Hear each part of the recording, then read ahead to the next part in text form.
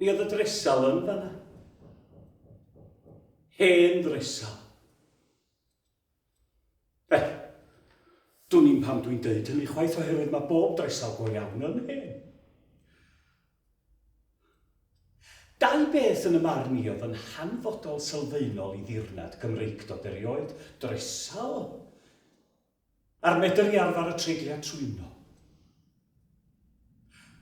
Diolch ots rwan os mae yn Gynarfon, ydych chi neu yng Nghaernarfon. Fawr o wahaniaeth pe genid chi yn Bwllheli neu yng Nghwllheli.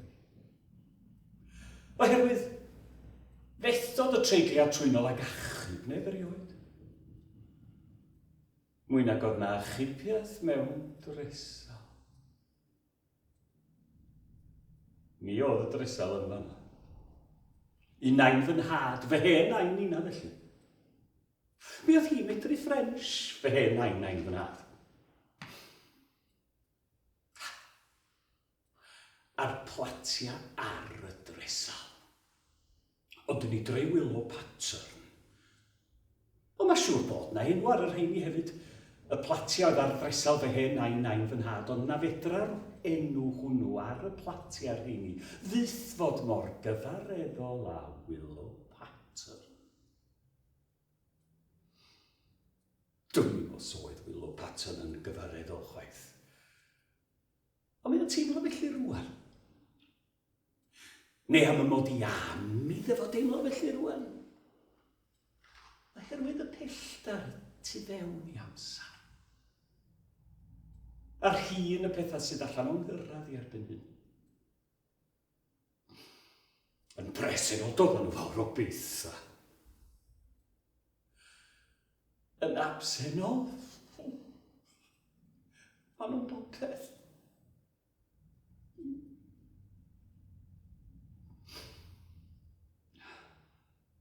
Ar noson y dydod Margaret yn wraigi ar y pryd yng nghyn wraigi erbyn bore wedyn. Y noson y dydod Margaret wrthai beth i di weld. Pwyso erbyn y dresal nes i. Pwyso cledran ulo i'r farnish yn trio meddwl am wbath i ddweud.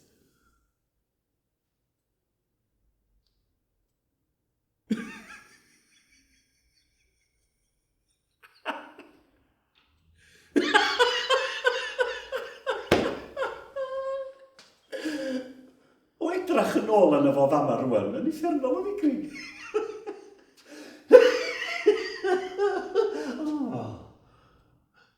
Mae bob dim mor wahanol o fama.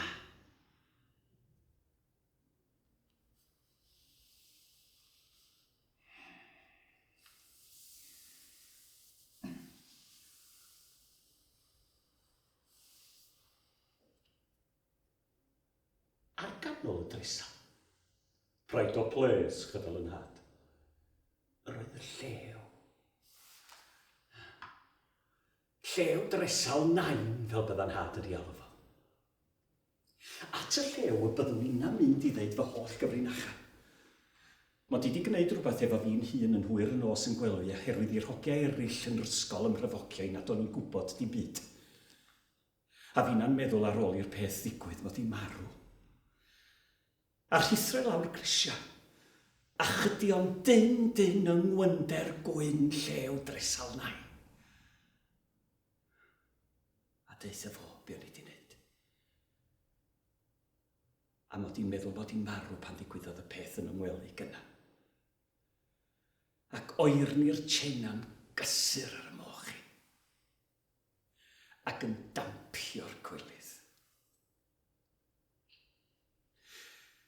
Ac oherwydd i mi glywed y gair cansar yn pasio'n drwm o geg yn had i gyfeiriad fy mam, a'r gair yn ei ffwsio hitha'n fler i'r gadar freichia, dwi'n ansibrwd i glust llew dresal nain. Dim gobaith! Oherwydd mi o'n inad i clywed hynny hefyd.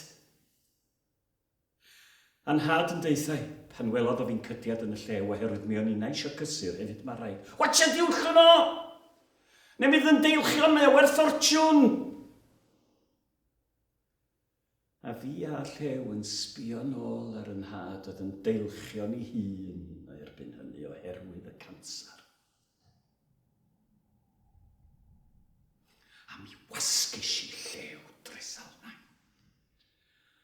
Oherwydd mod i'n gwybod I fod o'n gwbl hollol gyfan. Yn brydferth o gyfan yn ei wynder.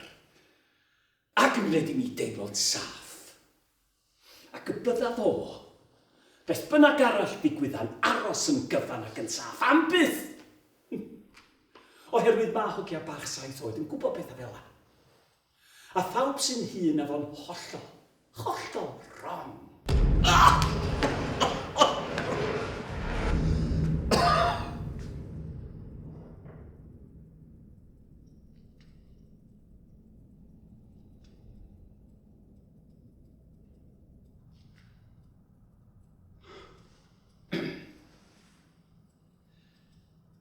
Daeth adroddiad fod rhywbeth wedi digwydd nid yn Iwerddon, ond I Iwerddon.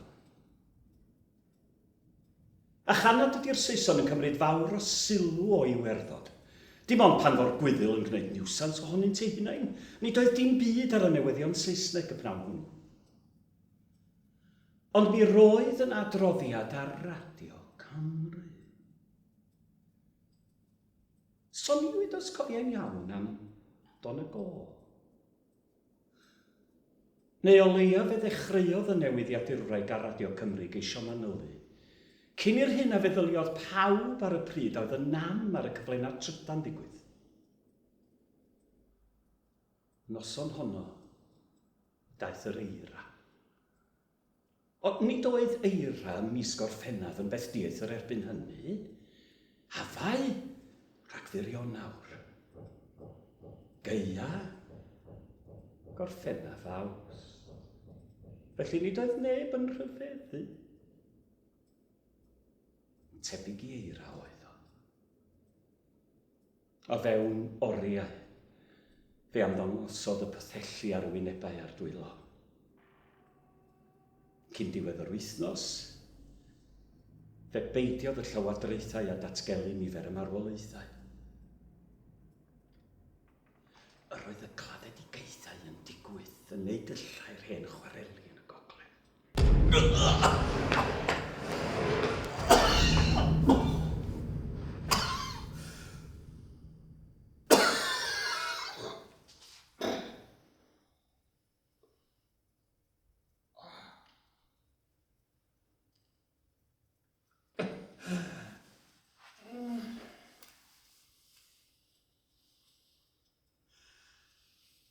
The kiss of the sun for pardon.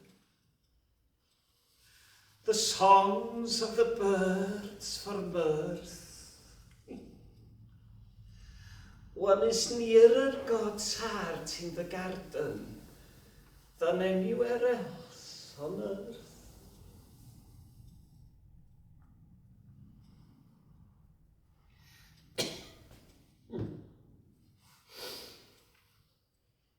Mi oedd hwnna'n y drisal hefyd. Mewn ffrâm. Ond ffrâm fi oedd yn croes dweud gwyndar y llew. Can you say that, nay? Can you say that poem? Meddai'r ddynas oedd mam yn ei galw'n Mrs Armitage Shanks. Ond nad o'n i'n meddwl mai dyna oedd ei henw iawn hi oherwydd I mi glwad yn had yn dweud, be harwy ti'n I galw hi'n enwyllt fel na? Pam na galwyd I hiwth I henw iawn, mae hi'n ffeind iawn. Castoffs, medda mam yn ei ho. Tydi'r hogyn ma ddim isio castoffs I phlant I. A be oedd hi'n drio awgrymu yn rhoi 2 ffrog yn y bwndal dillad dwytha na hogyn dio? A mam, wedi iddi hi ailolchi'r castoffs a'i smwddio nhw, yn troi ata I ac yn dweud yn slei bach, mi gadw ni nhw'n fama am ryw bythefnos, mi gei gwisgo wedyn fydd neb yn cofio dim byd. Wel, nee, meddai hi. Can you say all that? English is so important. A fi'n trio ac yn methu. A hitha'n ysgwyd I phen I ddwatar anobaith. A chlepian I thafod tu mewn i'w cheg yr un pryd. Sŵn I thw twtian I fel tap yn gwllw. Doedd waniaeth nad oedd hi'n medru deud am Neirin a'n ailfedyddio i neu, ond mi oedd hi'n Armageddon am na fedrwn ni ddeud The Songs of the Birds for Mirth. Methu deud Saesneg yn fai moesol. Methu deud Cymraeg yn rhyw lun ar faddeuant pechoda. A picture for you, nurse. Neu rhywbeth oedd yn swnio fatha nurse. Oherwydd fedra hi ddim deud nerys enw mam yn iawn chwaith, ond o mam byth yn ei chywiro hi. Mae'n tantro wedi ddi fynd. The guides jumble fail, I'm afraid, but rather nice all the same. I thought of you, so there you are. Oh, thank you, medda nyrs. Oedd hefyd yn nerys. Oedd hefyd yn mam. A gosod y llun ar ddresal efo'r urddas mwyaf. Those are hollyhocks, medda Mrs. Beth bynnag oedd ei henw iawn i. In an English garden. Can you say that? Nay. Can you say hollyhocks? A wincio arna i fel tasa hi'n sbio ar fethiant gweddill i oes o'i blaen. English garden o ddiawl, medda mam. Yn cydion y llun wedi di fynd. Ac yn hau I ffwyri ar y gwydr wrth iddi ynganu. Mynd i'r ardd I dorri pwysi.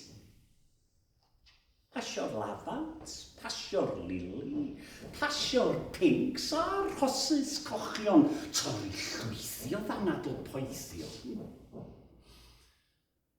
Danadl poethio, medda hi'r eildro. Fedri di ddeud hwnna. Asgarmes oesol hen genedl yn gwreichioni wrth I ddau rigw daron erbyn I gilydd. A nerys erbyn hynny, yn gosod y llun yn I ôl ar ddresal. A'i ostwm nhw am I weirad, I ddynwarad cenedl yn ildio. Oh!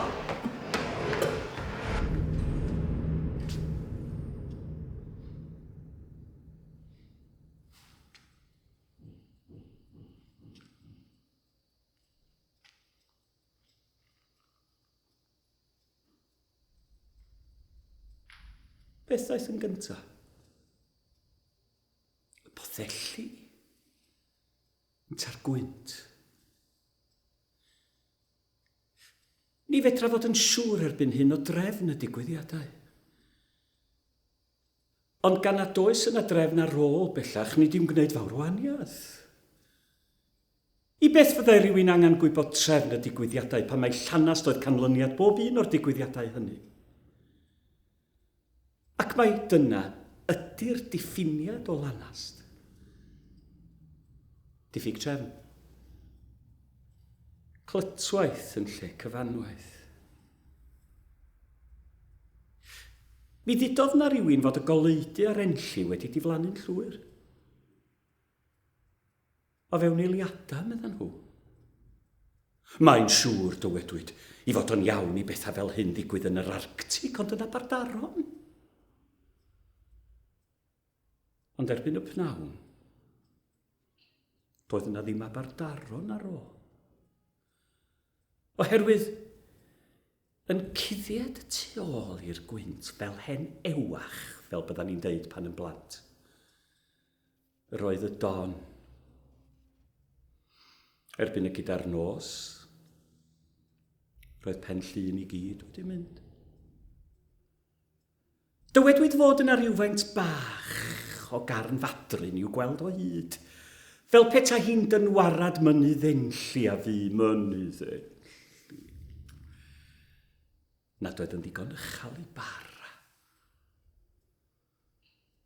Dywedwyd fod yna rai yn mynd yno mewn cwch I ynys fadryn fel y gelwyd I erbyn hynny, ac yna'n mynd o ynys fadryn I ynys ingli yn y de. Ar ddwrnod tawel, medryd gweld Aberystwyth dan y dŵr.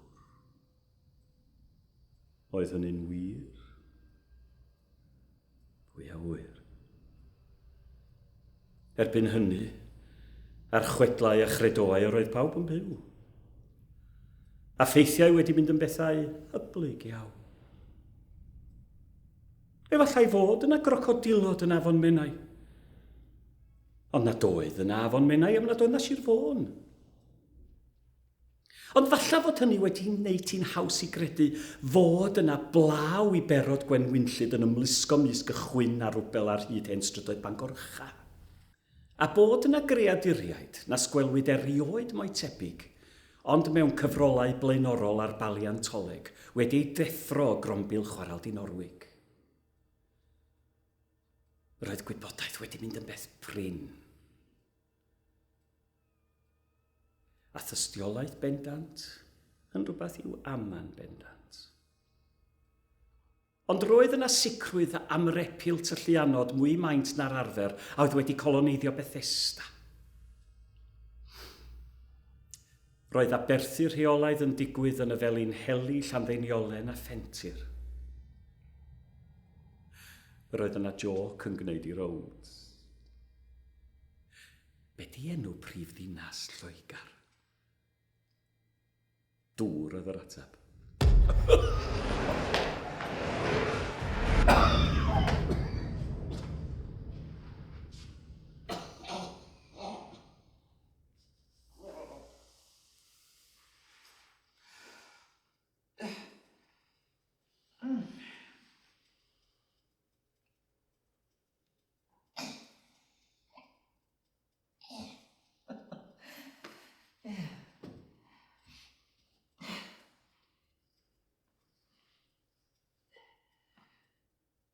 A mi sodrodd i modry briodas yn glewt ar y dresal nes peri'r Kiss of the Sun lithro ag i'r llew neidio. Ffwc, Margaret, medda fi. Byth eto hynny efo fi, medda hitha.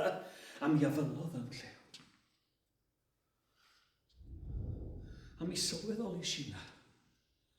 Ar y foment honno, os o'n i'n mynd i falu unrhyw beth yna, peidiad plis am malu llew.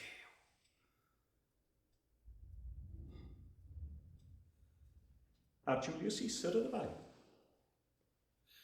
Chydig iawn sydd wedi cael Shakespeare yn dyst yn ei hysgariad nhw. This is a slight and meritable man, medda hi pan gerddish i fewn i'r gegin. Hollol ddiniwad. Mi oedd yr hen siswn cadianda ben bell a bwr. Yn cogio bach, sbiau mewn i ddymdar cwpan de. Oedd mae siŵr gen i yn dyn warad y dymdar oedd yn cadian hun. O, a sut dath i? Medda Margaret. Llundan? Sut oedd Llundan? O iawn, medda fi. Dim ond iawn, oedd hi. A chitha di mynd yr holl ffordd. O be ddewis arall oedd gen i, medda fi. Os oedd cytundab angen i arwyddo ar fyrdar ond mynd ar fy hyll. Mi fe rhaid i mi brynu brws danaf am Euston a bob dim. Dyna ti pa mor sydyn fe rhaid i mi fynd. Dyna ti sydd mae'r prifysgolion ma dyddi yma. Mae'r hamddenna academaidd wedi hen fynd. A sut oedd Julius Caesar? Medda hi'n llawn cyffro. Julius Caesar? Medda fi. Achos yn rhoi oedd gymryd arna rwan. Mi ddion inna hefyd, ti'n gweld?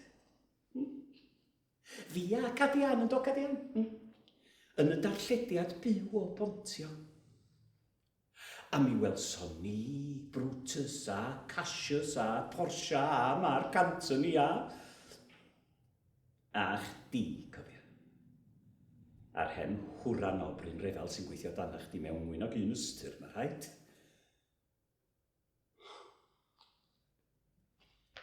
Maen nhw'n dangos y gynulleidfa ar y dechrau. Nes dim sylweddoli hynny na fo. Cadian, mae gwelwch chi gynta. It is a bright day that brings forth the adder. A mi sodrodd i modryw brodas yn glewt ar y dresal.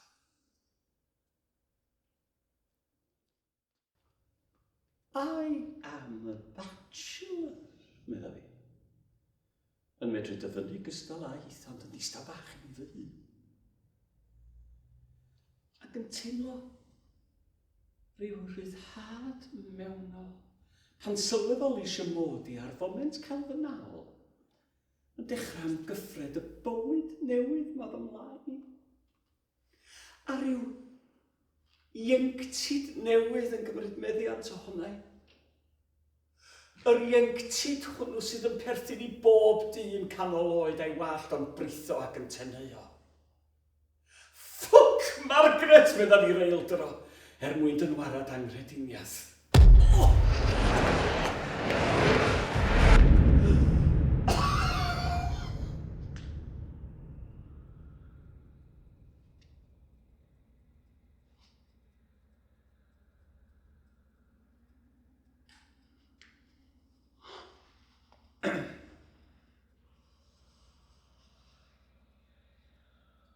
Yr oedd Awstralia'n ilw.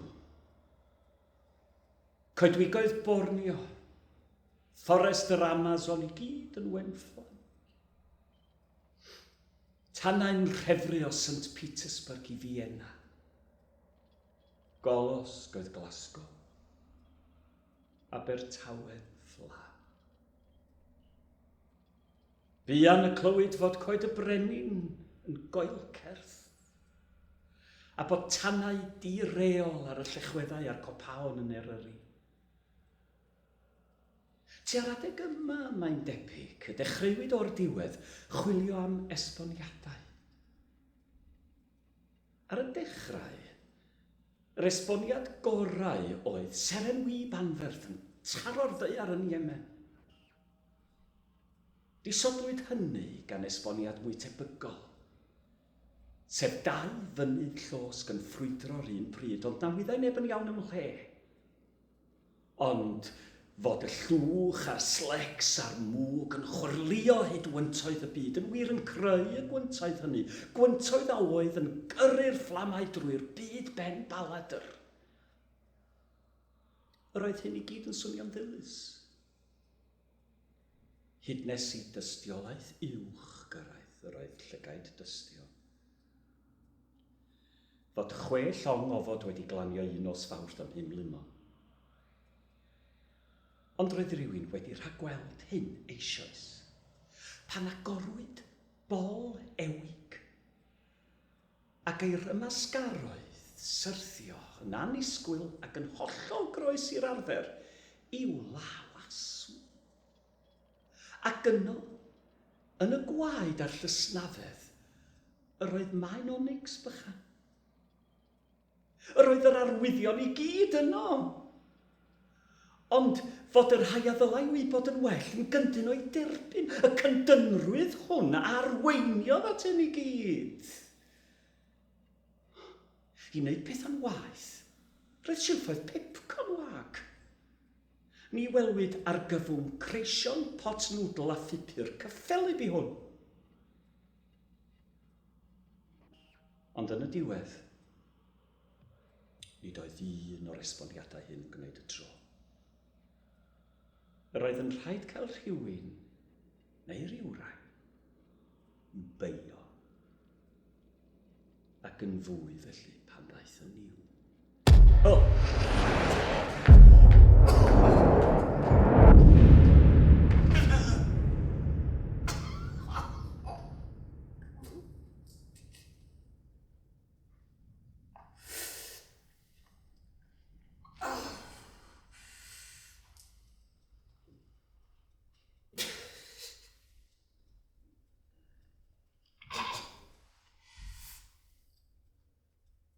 Felly, exit Margaret fel exit ghost. A phriodas 20 mlynedd ballu ar ben. Ond, o golli un cariad, mae yna gariad arall yn dod yn ei le. Dyhead yn pysgor ar ddead. Fel yna mai.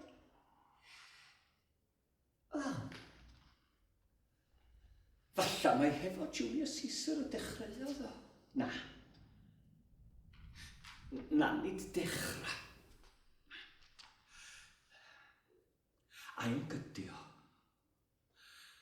A'n gynnaf yng nghariad at lenyddiad.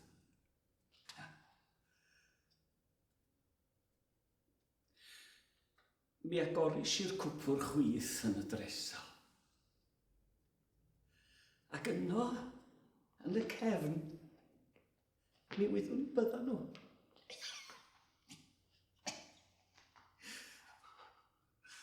Fy hen lyfrau coleg. Cofia di, bydda mam yn ei ddweud, mae'r dresal na fel dy feddyliau di, yn llawn geriach a llanast anghofio. Y bydd rhyw angan yna ti ryw ddwrnod yn ei pwnio nhw o'i trwngws gynol i ddeffroad. Yn y diwedd, fedri di ddim cael gwarad o ddim byd, mond gadael iddyn nhw suddo i ryw ben draw. Ac mi ddown nhw'n ôl ryw ddwrnod i'r wyna. Weithiau fel gelynion. Weithiau fel ffrindiau.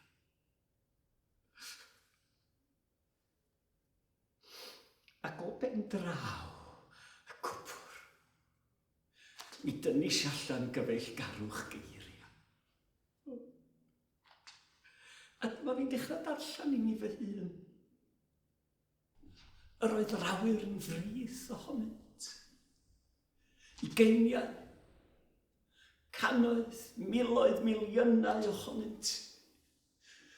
Disgleiriant yn oer ddigwylydd i guddio'i noethni.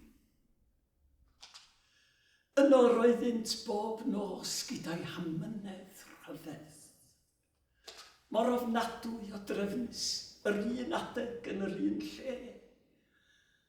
Yn troi ac yn troi ar berer undod heb hun na hebio. Syllodd addag efar mynd yng Ngharddeden.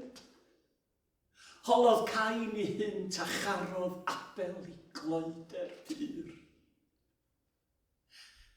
Arweiniodd un ohonynt y doethion o'r dwyrain, trwy blas brenin at bresau.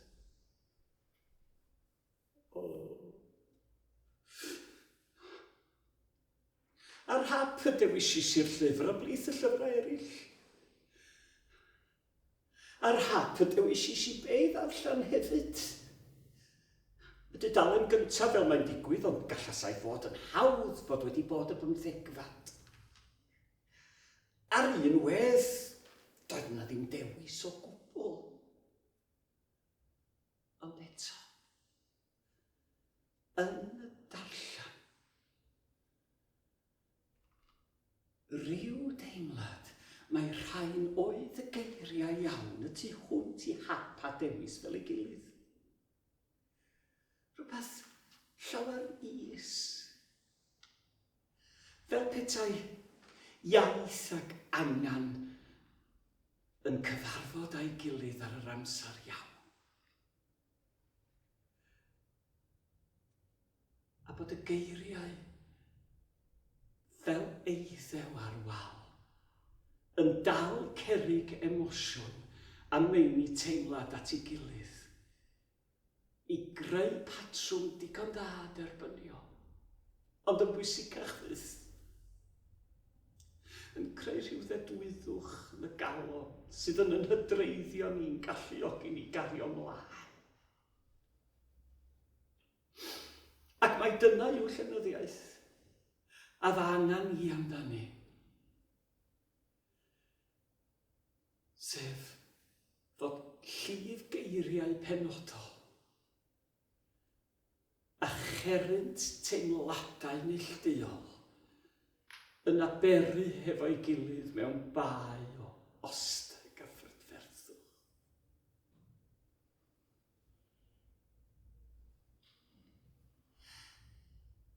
A oedd yna rhywun yn effro dydd a nos. Gwriedydd di gwsg ar y tŵr.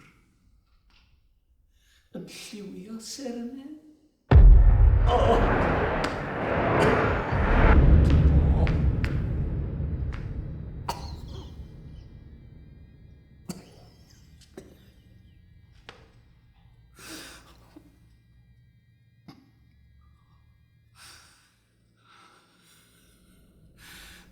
A daeth y niwl o'r môr. Y niwl am osododd yn gyntaf ar blant. Y crawn a'r llysnafedd yn swatio'n yr ysgyfaint.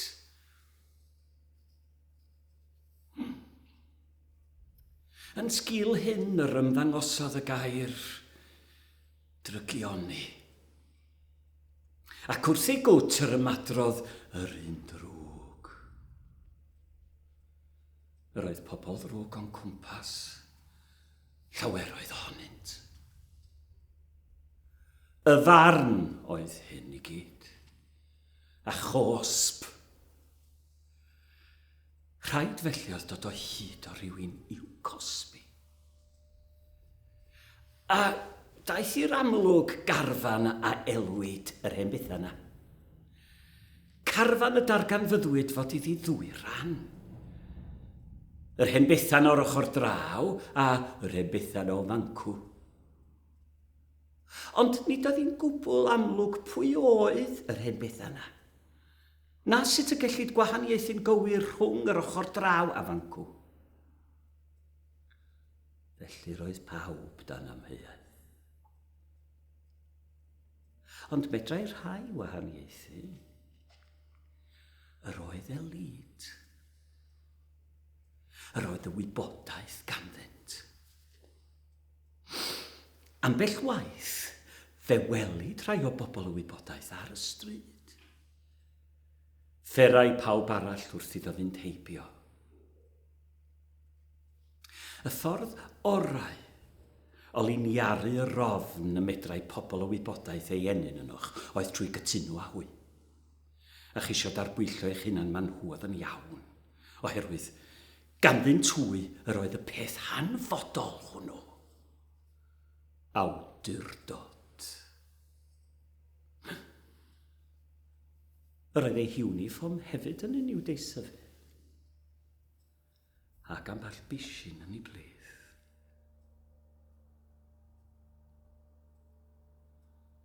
Ar fraich y gola trydan y tu allan, sylwais un diwrnod, yr oedd tair colomen enfawr. Fel petaint wedi ei pesgu'r maint hwnnw drwy lyncu colomenod eraill. Daeth cnoc ar y drws. Syrthiodd y tair colomen i'r llawr a ffrwydro, ill tair yn gawodydd o blu, cig a gwaed. Yr oedd y drewdod hyd yn oed o'r tŷ yn affwysol. Mae'n debyg i rywun i saethu. Roedd llawer o saethu mynd ymlaen. Dirnadais fod pethau'n dyfod yn nes. Yr oedd gwirionedd ar gerdded. Y gwirionedd un. Daeth cnoc ar y drws.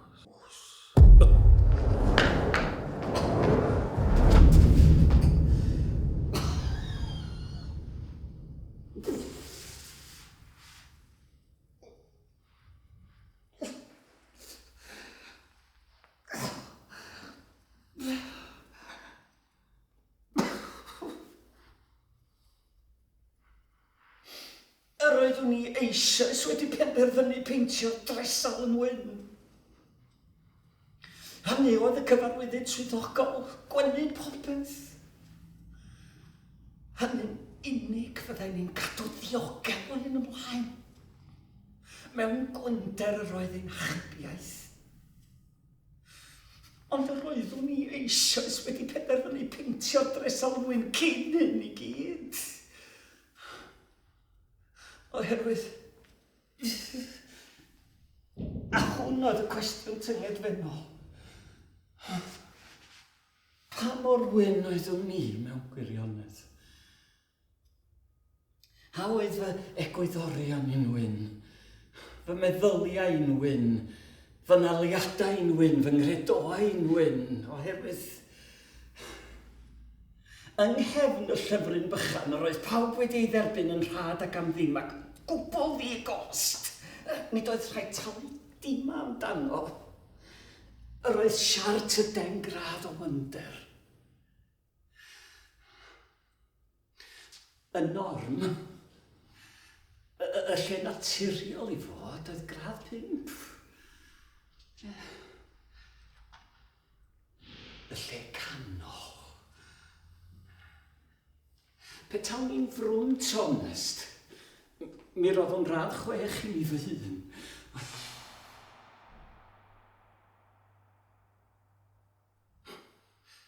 Gwyddwn, wrth gerdded y strydoedd penodedig i'r siopau penodedig fod llygaid pawb yn edrych arnaf mwyn penderfynu gradd o'n wynder. Fel yr oeddwn i'n edrych arny'n twythau mwyn mesur gradd ei gwynder hwy. Os dywedai rhywun rhywbeth wrthyf, byddwn yn gyntaf, cyn ymateb, yn gwerthuson fewnol radd y dweud. Y mae'r rhagor rhwng cystrawen a chystrawen mewn gwynder.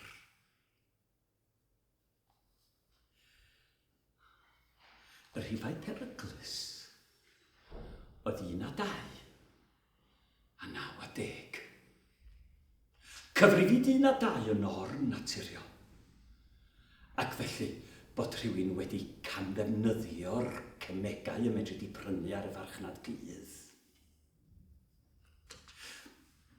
Ac wrth gwrs, yr oedd 9 a 10 yn arwain pawb i'r casgliad fod mewn graleiddio wedi digwydd,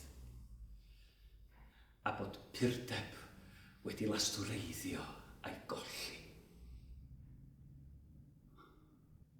Ond nid oedd diogelwch gwybod mae rhif 6 oeddwn ni yn caniatáu mi lacio fy nafael ar yr angen rheidrwydd i holi fy hun bob awr o'r dydd am radd fy ngwynder mewnol. Gwynder fy ffynonellau, gwynder fy nghymellion, gwynder fy ymdrechion, gwynder fy nibenion. Gradd y gwynder mewnol hwn oedd unig ernest unrhyw iachawdwriaeth o werth. A wyddwn ni'n credu'n ddigonol yn y gwynder.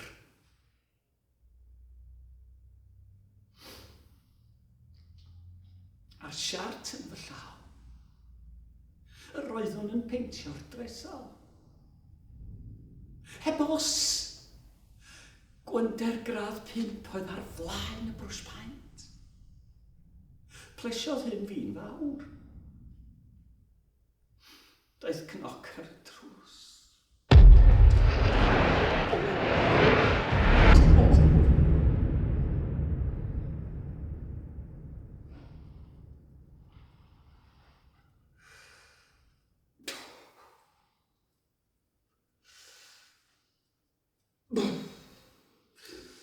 Mi deimlis yna na ddyliwn ni. Rhyw awydd angerddol am gysur enwa. Blodeuwedd. Branwen. Arianrhod Rhiannon. Heledd. Dyddgu. Morfydd. Lleici. Gwerfyl.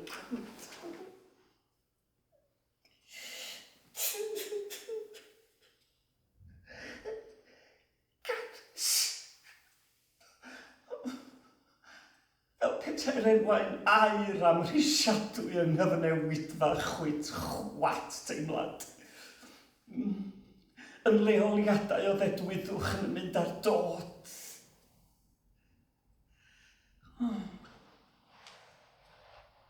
Efallai mae'r meddwl hereticaidd yma barodd i'r gwynder gael ei ddibwyno. Oherwydd, pan agonis i'r drws, mi ddeddyliais yn siŵr iddo ddeud, llew dresal nain. Yr oeddwn mewn lwc, bydda fi. Yr oedd yr hyn a oedd yn gyfan drachefn yn ôl.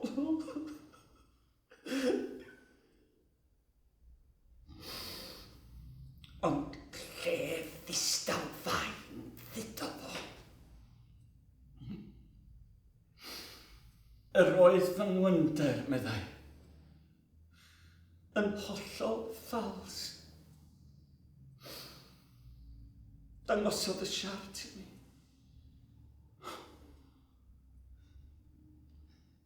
Nid gwender rhif 6 oeddwn i wedi'r cwbl. Ia! Seirais! Naci! Meddai llef ddistaw fain yn ei lef ddistaw fain. Gradd naw o ti.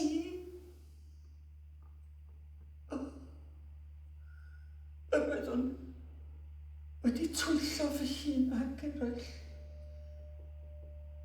Dywedodd fy mod i na wedi dod yma o'r ochr draw neu fancw doedd wahaniaeth par un.